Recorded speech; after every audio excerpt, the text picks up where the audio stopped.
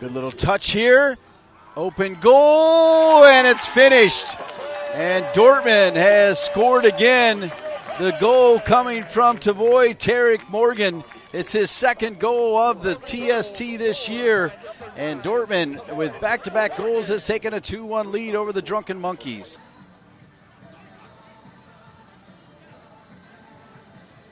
Now it's pop, quick passes. And can they get a shot off? The Drunken Monkeys looking to steal one, and they do! A beautiful goal from the Drunken Monkeys. Shirts are flying off, and the Drunken Monkeys get 3 points against Borussia Dortmund, scoring 2 in target score time.